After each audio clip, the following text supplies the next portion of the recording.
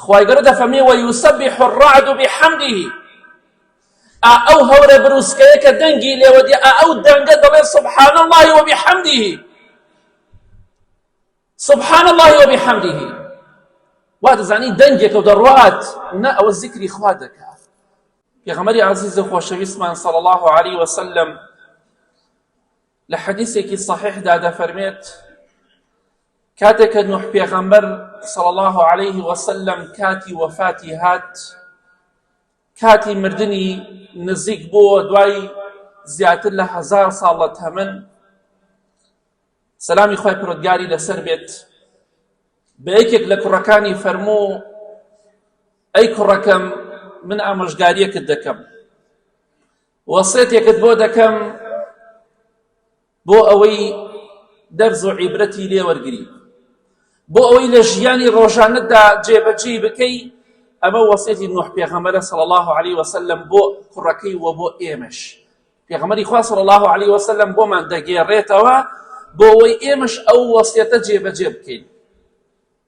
فەرمی فەرمانت بە دووشت پێ دەکەم، یەکێک لەو دووشتا زۆر بڵێ سبحان الله وبحەمده، پاک و بێگەردی سپاس و ستایش بۆ خوای پەروەردگار.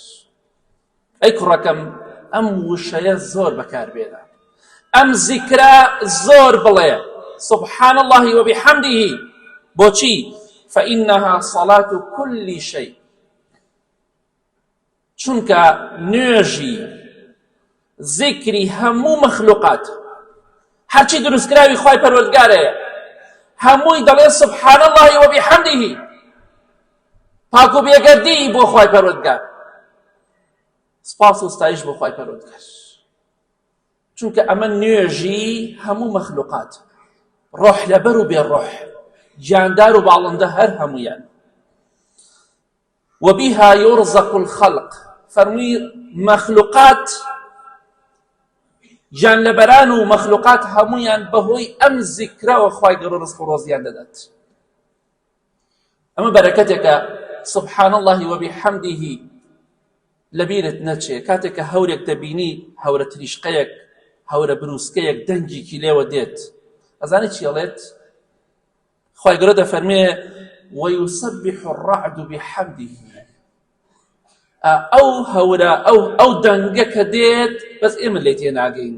خۆی مەخلوقات قسە دەکەن، باڵندە قسە دەکات، حیوانات قسە دەکەن، بەڵام ئێمە دەزانین چی دەڵێن؟ نەخێر. خوای گەورە دەفەرمێ وەیوسەبیح الرعد بحەمده، ئەو هەورە بروسکەیە کە دەنگی لێوە دێ ئەو دەنگە دەڵێ سبحان الله وبحەمده سبحان الله وبحەمده. وا دەزانی دەنگێکە و دەڕوات نا ئەوە زیکری خوا دەکات.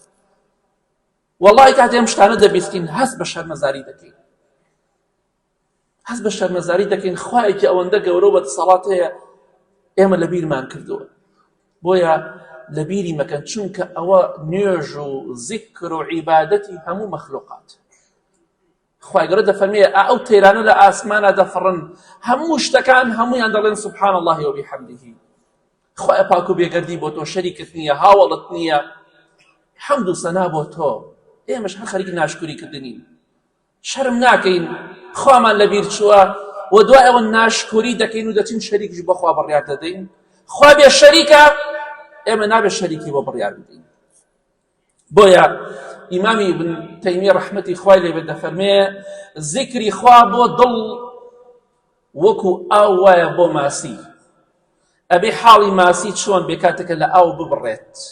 خۆمان بینیمانە کاتێکە ماسی لە ئاو دەریەکەی حاڵی چۆنە. ئەو ئینسانێکی دڵەکەی زیندوو بێ، ئەو زیکری خوایە وەکو ئەو ئاوایە بۆ ماسیەکە، چۆن ئەو ماسیە بەبێ ئەو ئاوە ناژی.